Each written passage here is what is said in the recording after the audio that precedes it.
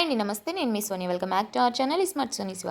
ఈ రోజు మన వీడియోలో దేవి నవరాత్రుల్లో అమ్మవారికి 3వ రోజు ప్రసాదంగా కొబ్బరి అన్నం పెడతారు, 4వ రోజు ప్రసాదంగా అల్లం గారెల్ని పెడతారు.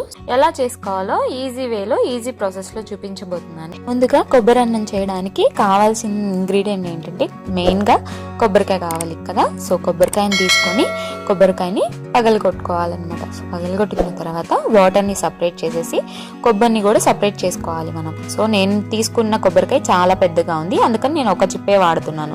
సో ఒక చిప్ప తీసుకున్న కొబ్బరికాయని చిన్న ముక్కలుగా కట్ చేసుకోవాలి. కొబ్బరిని కట్ చేసుకొని మిక్సీ జార్లో వేసేసుకొని వాటర్ వేసుకొని మెత్తగా మిక్సీ పట్టుకొని కొబ్బరి పాలని సపరేట్ చేసుకోవాలి. సో ఇక్కడ నేను ఒక చిప్పే వాడాను కొబ్బరిది. మీరు కనుక చిన్న కొబ్బరికాయ తీసుకుంటే కాయ మొత్తం యూజ్ చేసుకోండి. సో ఇప్పుడు కుక్కర్ గిన్నె తీసుకొని ఏదైనా ఒక కప్పు కొలతతో ఒక కప్పు బియ్యాన్ని వేసుకొని బియ్యాన్ని 2-3 సార్లు వాష్ చేసేసుకోవాలి. ఇందులోకి ఏ కప్పుతో అయితే బియ్యం తీసుకున్నామో అదే కప్పుతో 2 కప్పుల దాకా కొబ్బరి పాలను వేసుకోవాలి. సో కొబ్బరి పాలు కూడా వేసేసుకున్న తర్వాత రుచికి సరిపడా ఉప్పు వేసుకోండి. నేనైతే 1/2 టీ స్పూన్ ఉప్పు వేసాను. ఇప్పుడు ఇందులోకి 1 టీ స్పూన్ దాకా ఆయిల్ వేసుకొని కుక్కర్ మూత పెట్టేసుకొని మీడియం ఫ్లేమ్ లో 2 విజిల్స్ వచ్చేంత వరకు ఉడికించుకోవాలి.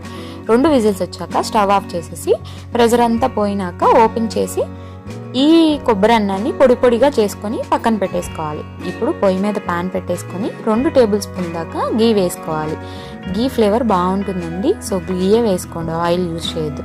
సో ఇప్పుడు ఇందులోకి 1 టేబుల్ స్పూన్ పచ్చిశనగపప్పు, 1 టేబుల్ స్పూన్ మినప్పప్పు, 1/2 టేబుల్ స్పూన్ ఆవాలు, అలాగే 10 జీడిపప్పు పలుకుల్ని చిన్నగా తుంచుకొని వేసుకోండి. సో ఇప్పుడు వీటన్నిటిని బాగా ఫ్రై చేసేసుకోండి.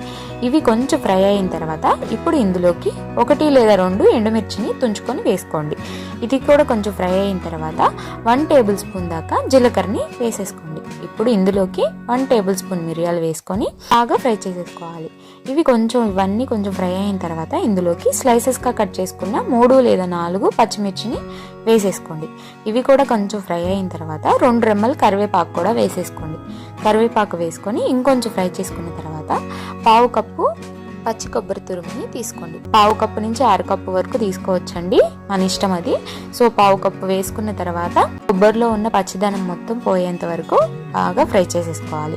ఇది ఫ్రై అవ్వడానికి 1 మినిట్ పడుతుంది, సిమ్లో పెట్టి ఫ్రై చేసుకోండి.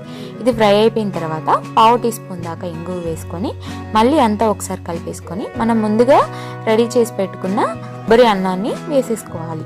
సో కొబ్బరి అన్నం కూడా వేసిన తర్వాత మీడియం ఫ్లేమ్లోకి అడ్జస్ట్ చేసుకొని ఫ్లేమ్ని ఈ కొబ్బరి అన్నాన్ని తాలింపులో బాగా కలిసిపోయే విధంగా మిక్స్ చేసేసుకోవాలి. 1 నుంచి 2 నిమిషాల పాటు ఫ్రై చేసుకోవాలి. అప్పుడే తాలింపులో ఉన్న ఫ్లేవర్స్ అన్నీ రైస్కి పడతాయి అన్నమాట. సో 2 నిమిషాల తర్వాత మన కొబ్బరి అన్నం రెడీ అయిపోతుంది. ఇప్పుడు స్టవ్ ఆఫ్ చేసేసుకొని పక్కకు దించేసుకొని అమ్మవారికి నైవేద్యంగా పెట్టేయడమే. చూసారు కదా, చాలా ఈజీగా చాలా సింపుల్గా కొబ్బరి అన్నాన్ని అయితే ఈజీ వేలో చేసేసుకోవచ్చు. సో తప్పకుండా ఈ నవరాత్రుల్లో 3వ రోజు మీరు కూడా కొబ్బరి అన్నాన్ని చేసి అమ్మవారికి నైవేద్యంగా పెట్టండి. ఇప్పుడు 4వ రోజు నైవేద్యం అల్లం గారెల్ని ఎలా చేసుకోవాలో చూసేద్దాం. ముందుగా ఒక బౌల్ తీసుకొని ఒక బౌల్లో 1 కప్పు వరకు మినపప్పును వేసుకోవాలి. నేనైతే గుళ్ళు మినపప్పును వాడుతున్నాను, మీరు పొట్టుపప్పునైనా యూజ్ చేసుకోవచ్చు. సో ఇప్పుడు ఆ మినపప్పుని 2-3 సార్లు వాష్ చేసేసుకోవాలి. ఇలా వాష్ చేసేసుకున్న మినపప్పులో వాటర్ వేసేసుకొని నిండుగా మునిగేంత వరకు వేసుకొని మూత పెట్టేసుకొని ఒక 4 నుంచి 5 గంటలు నానబెట్టేసుకోవాలి. సో 5 గంటలు నానిన తర్వాత పప్పు చక్కగా నానిపోయి ఉంటుంది.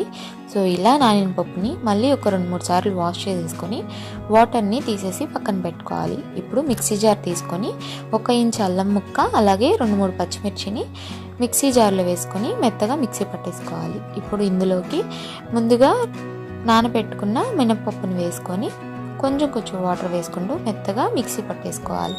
ఎక్కువ వాటర్ లేకుండా నేను వీడియోలో చూపిస్తున్న విధంగా కన్సిస్టెన్సీ వచ్చేంత వరకు మిక్సీ పట్టుకోండి. మీరు గ్రైండర్లో వేసుకుంటుంటే అన్నీ కలిపి ఒకేసారి వేసుకోవచ్చు.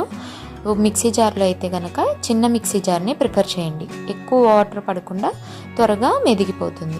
సో ఇప్పుడు ఒకసారి పిండిని బాగా కలిపేసుకోవాలి 1 నిమిషం పాటు. ఇలా కలుపుకున్న పిండిలో రుచికి సరిపడా ఉప్పు వేసుకోండి. నేనైతే 1 స్పూన్ ఉప్పు వేసాను. సో ఇప్పుడు మళ్ళీ ఒకసారి అంతా కలిసే విధంగా కలిపేసుకొని మూత పెట్టుకొని ఈ పిండిని ఫ్రిడ్జ్లో 1 అవర్ పాటు పెట్టుకోవాలి. ఇలా పెట్టుకోవడం వల్ల మనకి గారెలు అనేవి ఫ్లఫీగా వస్తాయి. సో 1 అవర్ తర్వాత మూత తీసేసి ఇందులోకి పావు టీ స్పూన్ దాకా సోడా ఉప్పు వేసుకోండి. సోడా ఉప్పు ఎక్కువ వేసుకుంటే నూనె పీలుస్తుందని గుర్తుపెట్టుకోండి ఇక్కడ. సో సోడా ఉప్పు వేసుకున్న తర్వాత బాగా బీట్ చేసేసుకోండి.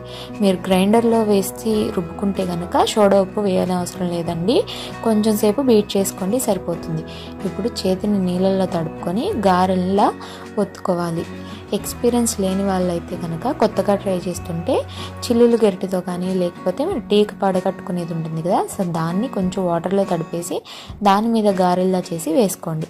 సో ఇప్పుడు నూనెకి ఎన్నైతే సరిపోతాయో అన్ని గారెలు వేసేసుకున్న తర్వాత ఫ్లిప్ చేసుకోవాలి. సో మీడియం ఫ్లేమ్లో పెట్టుకొని గోల్డెన్ బ్రౌన్ కలర్ వచ్చేంత వరకు ఫ్రై చేసుకోవాలి. ఇవి ఫ్రై అవ్వడానికి 5 మినిట్స్ అన్న పడుతుంది. సో ఇలా ఫ్రై అయిన వాటిని జాలి గరిటెతో తీసుకొని ప్లేట్లో వేసేసుకోండి. వారికి ప్రసాదంగా నివేదించడమే.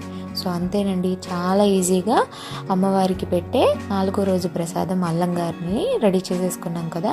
సో ఇవి ఎక్కువ నూనె పీల్చకుండా పైన క్రిస్పీగా లోపల స్పాంజీగా చాలా బాగుంటాయి. నేను చెప్పే ప్రాసెస్లో కనుక చేస్తే వంట రాని వాళ్ళకు కూడా చాలా బాగా కుదురుతాయి. ఈ 2 రెసిపీస్ని మీరు కూడా ట్రై చేసి మీ ఫీడ్బ్యాక్ని నాతో షేర్ చేసుకోవడం అసలు మర్చిపోద్దు. ఈ వీడియో అయితే నచ్చిందని అనుకుంటున్నాను.